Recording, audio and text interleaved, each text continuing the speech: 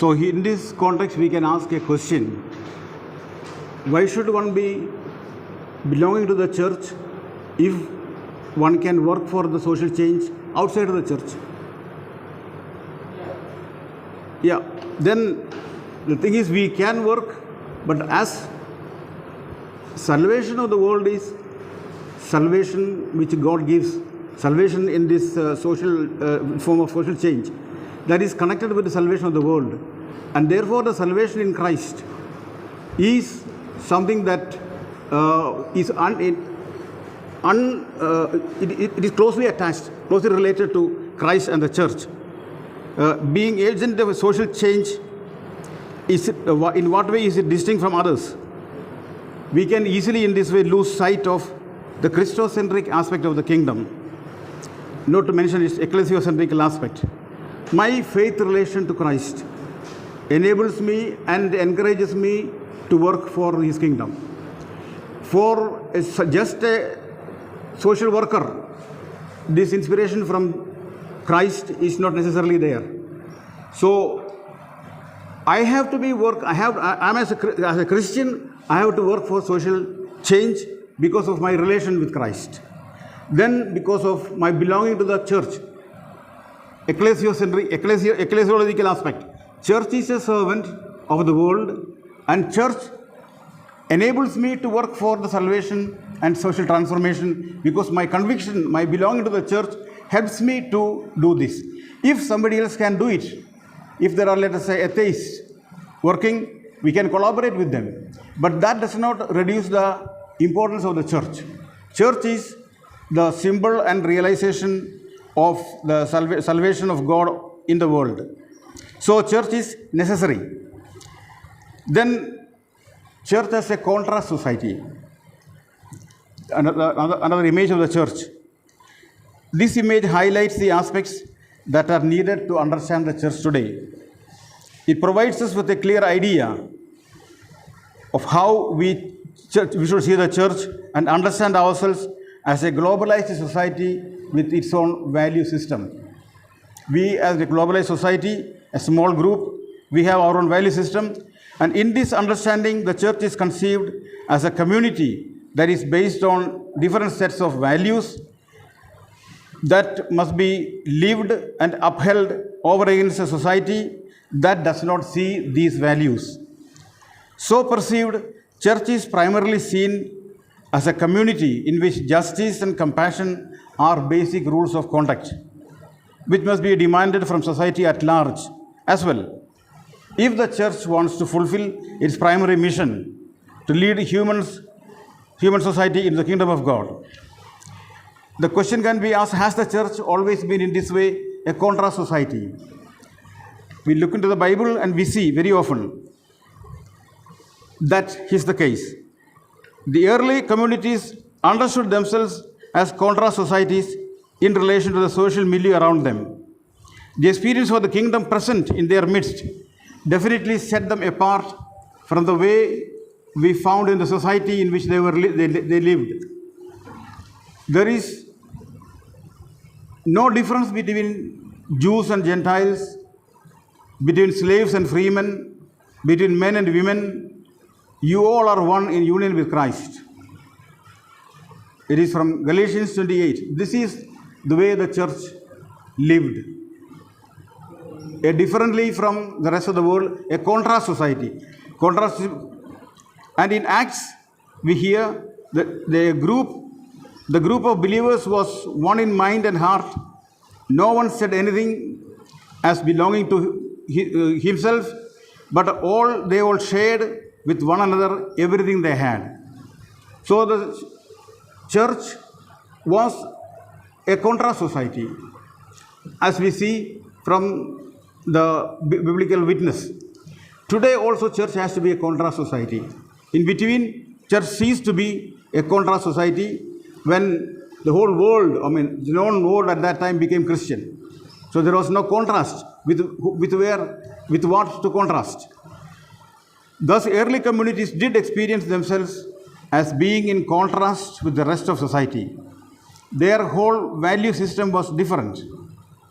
Paul's admonition to the community was Do not make yourself like the structures of this age. Be transformed by the renewal of your mind. Romans 12:2.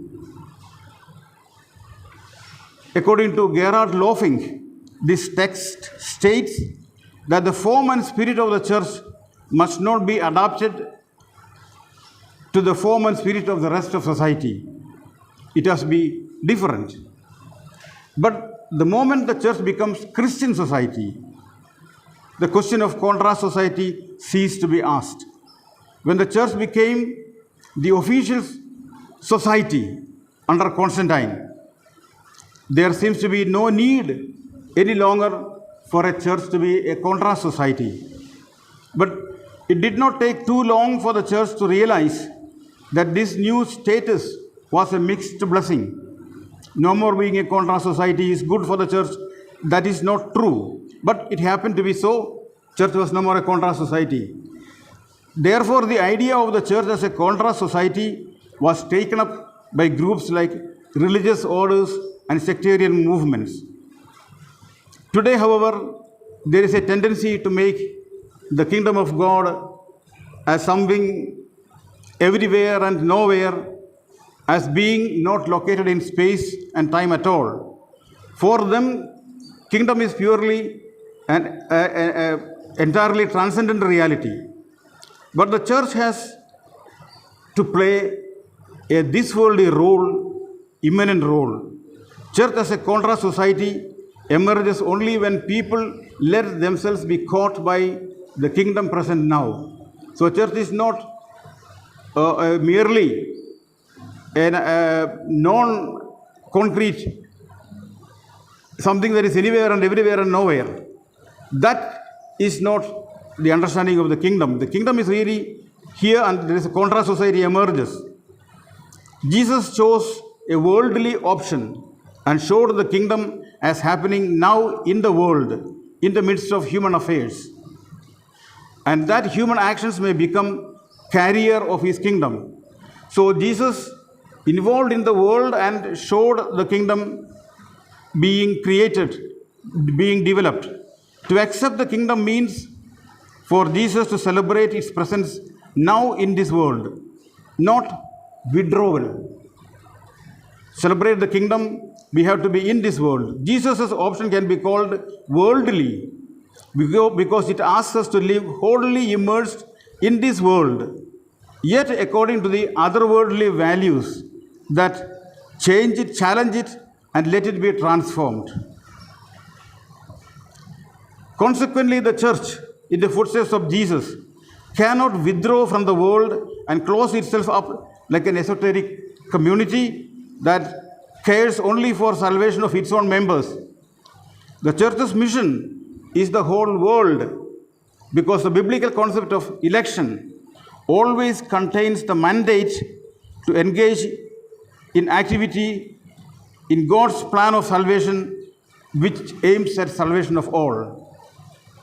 So every church community understands itself from this vantage point of view and defines its mission accordingly. To be a community whose principle for action is compassion and justice, in contrast to the wider society in which it lives. Compassion and justice, that becomes the important thing. In a globalized world that we have today, church has got a role to play as a contrast society.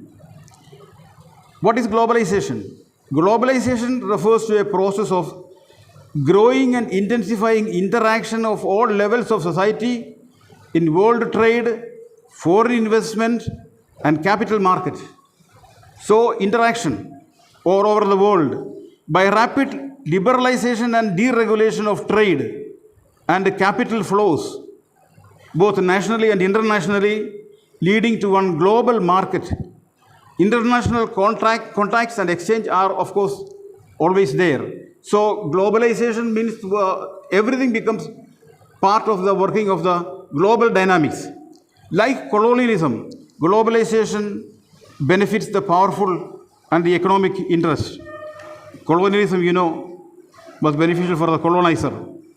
But in globalization, the powerful economic interests benefit. Ambani, Adani, and so on. The poor people do not.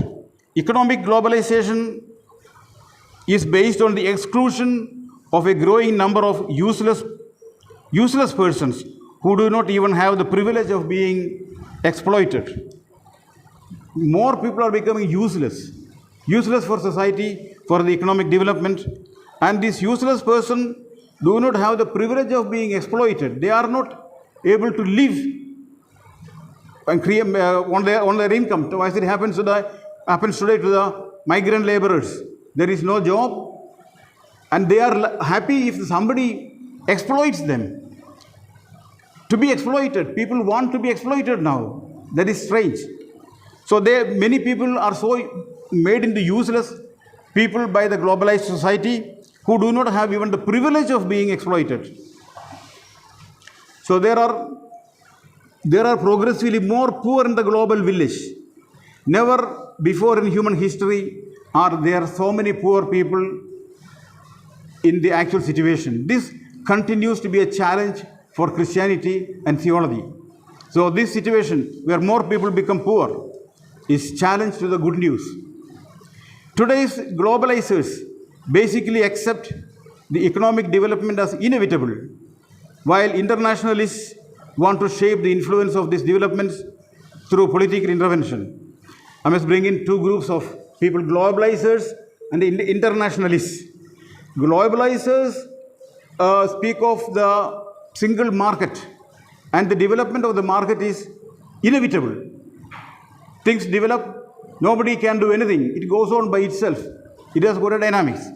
But internationalists, they are different. They are not against international relationship growing around, but the understanding of automatic functioning of the economics, that they oppose.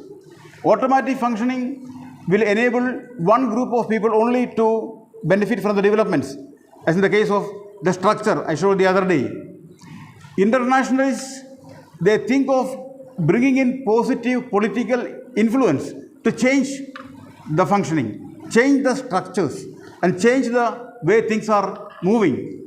So internationalists are hoping in the possibility of change, and there the role of the church comes in. We have to influence the future world that is coming, and here we have got to be a contrast society.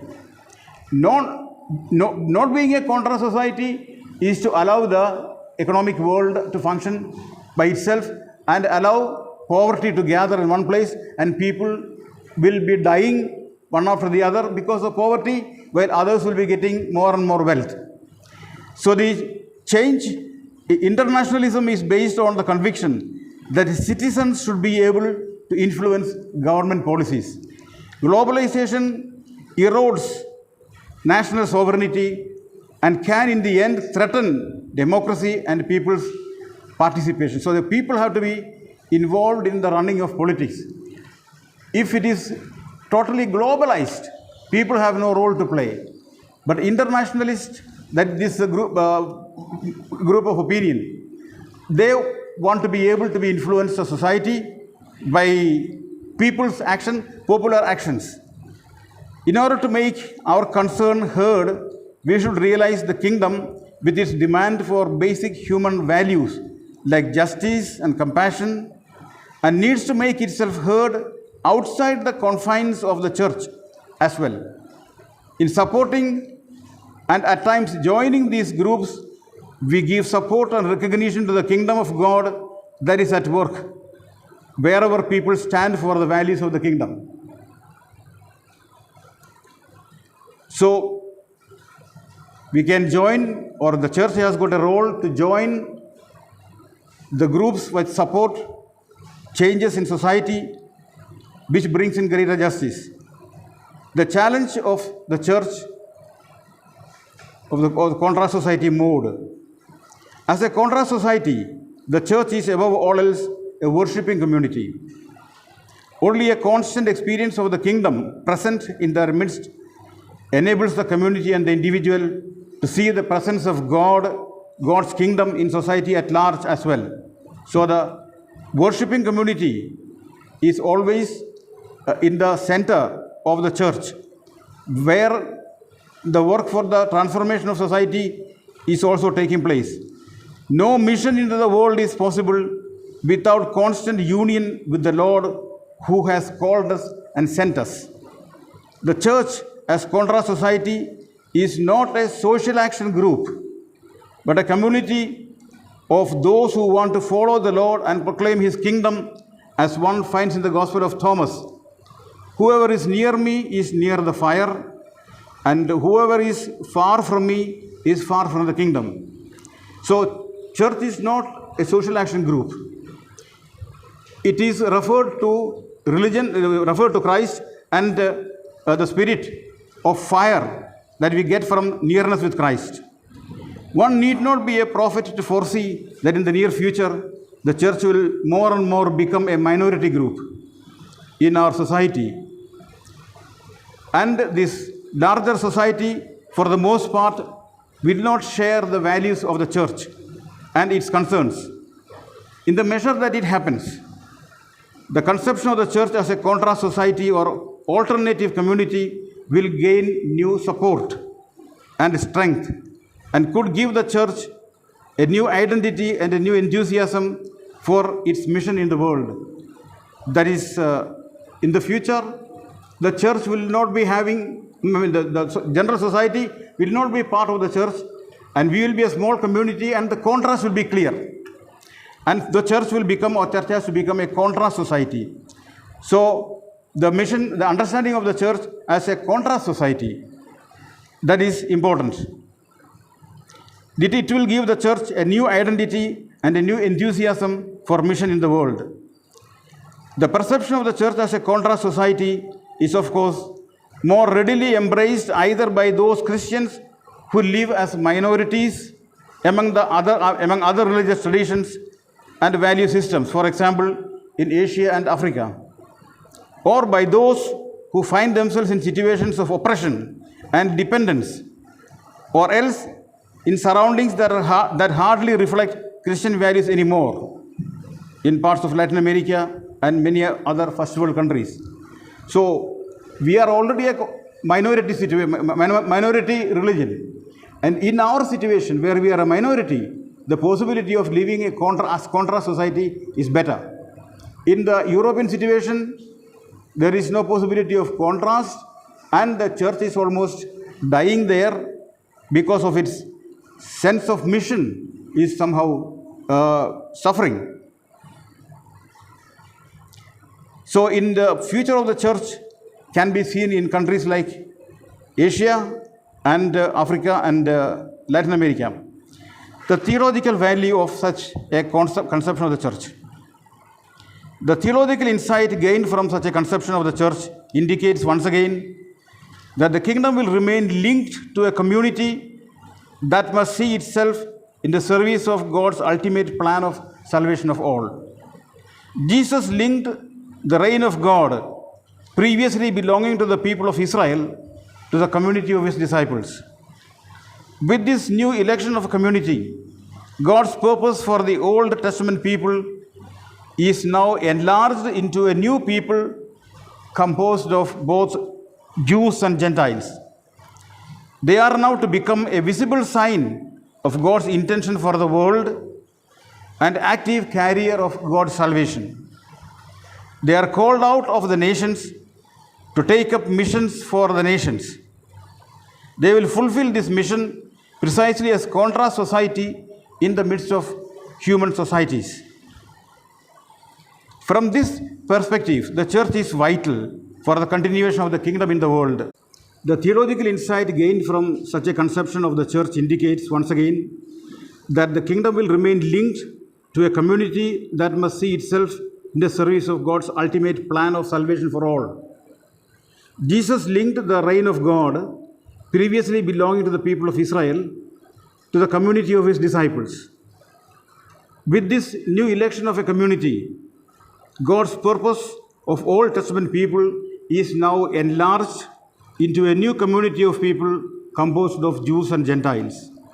They are now to become a visible sign of God's intention for the world and the active carrier of God's salvation. They are called out of nations to take up a mission for the nations. They will fulfill this mission precisely as contrast society in the midst of human societies. From this perspective, the church is vital for the continuation of the kingdom in the world. It is a community which has begun to taste, even only in the form of a foretaste, the reality of the kingdom, which alone can provide the hermeneutic of the message. Without the hermeneutic of such a living community, the message of the kingdom can only become ideology or a program, but it will not be a gospel. The hermeneutic of the message. The meaning of hermeneutic of message is important. The contrast society becomes an interpretation of the message. The contrast society lives the message it preaches.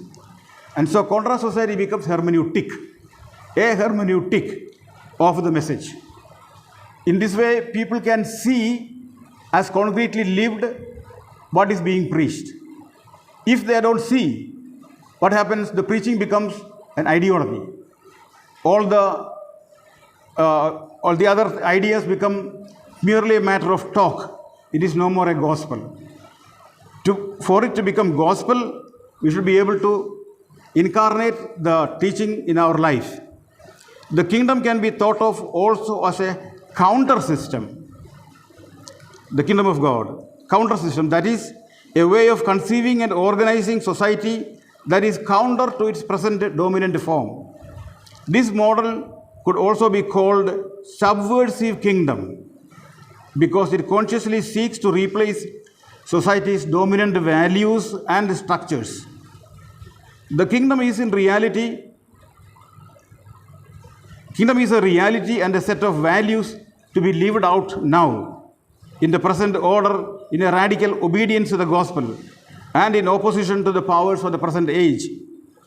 This model sees the kingdom as a call to justice in society according to the values of the kingdom. It shows a particular concern for the poor and the oppressed, the victims of society. It reminds the church of God's special care. It reminds the church of God's special care for the widow, the orphan, the alien.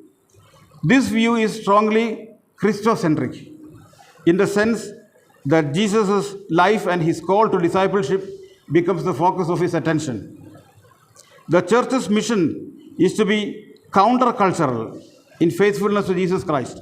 Countercultural means opposed to the existing culture. Contrast society means change, not opposed, but change in relation to the other. So there is the difference becoming visible. Countercultural is subversive. It is opposite to the existing culture. Existing culture of, let us say, competition. Then the counterculture will be culture of collaboration. And in every value, there will be a difference. See, the church's mission is to be countercultural in faithfulness to Jesus Christ. The alternative community discharges a modeling function. The church is called to be now what the world is called to be ultimately. The church is therefore not a chaplain or a priest for the powers running the world.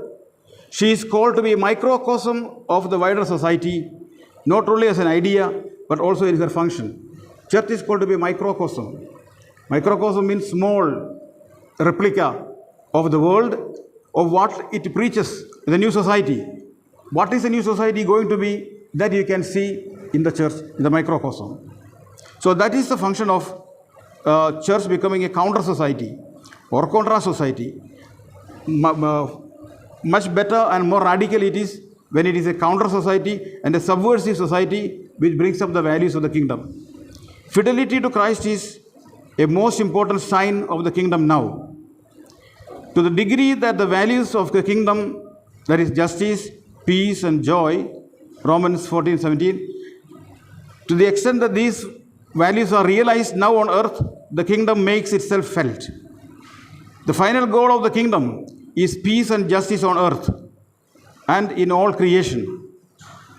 This eschatological reign begins now, but will be fully manifest only when God's reign comes fully in all its glory. Its strongest feature is its affirmation of God's kingdom as both present and future, and as both individual and social. It does so without compromising either the power or the gentleness of the kingdom.